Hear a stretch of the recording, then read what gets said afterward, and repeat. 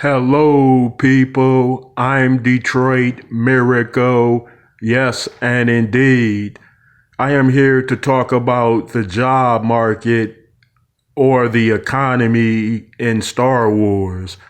When the Empire took over, there couldn't have been that many good paying jobs like it was before because too many people were quick to join the Rebel Alliance.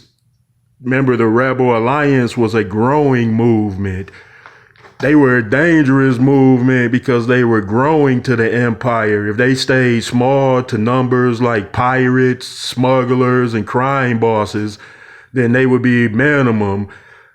But nevertheless, they grew to sizes of proportions where they were a serious conflict or threat to the empire.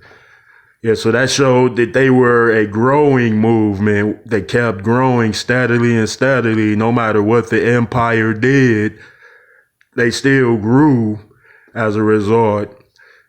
So, anyway, what was the job economy like?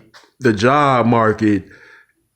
There couldn't have been great paying jobs out there, not many great paying jobs like it would, because that means that the economy would have been flourishing under people that had good jobs. And if people had a lot of good jobs and they were doing well in their lives, they might not have joined the Rebel Alliance.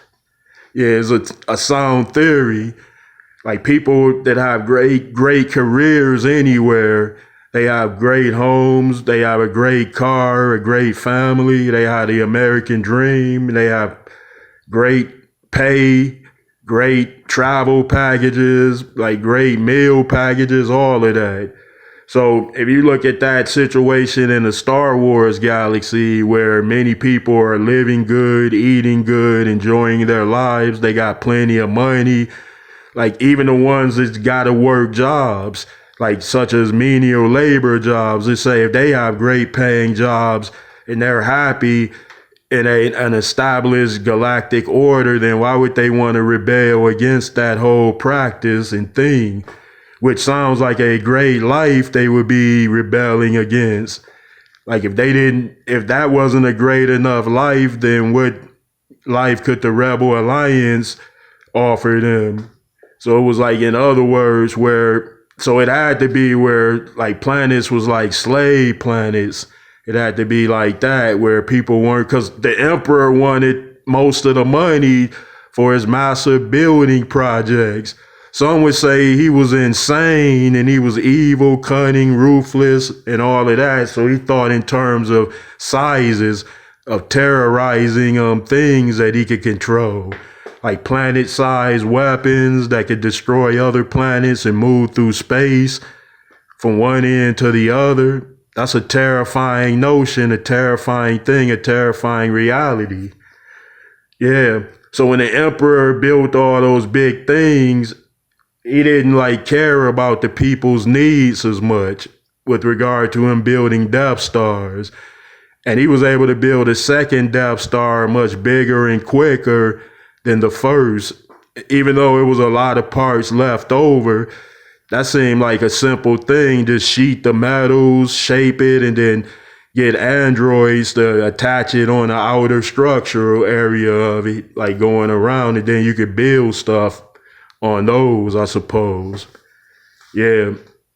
Yeah, I don't think a lot of people have very good paying jobs, which would have provided them their quality of life that they wouldn't mind or have a problem with. Even though everybody wouldn't have been rich, still people would have been comfortable. That's what Palpatine's plan lacked. Like everything in his plan was about the Sith, about him, about taking over, but he had no plans to meet or increase the people's fortunates, benefits, needs. He didn't care about that, you know. So like you got to care enough if you're in that position. You got to care enough to be willing to do a lot to meet the people's needs in ways. If you are a galactic emperor like Palpatine, and that particular situation, because you got a lot more citizens, a lot more people to like you or dislike you. Yeah. Okay, folks. Thanks for hanging out with me, and please give me those likes, comments, and please subscribe to me, Detroit Miracle.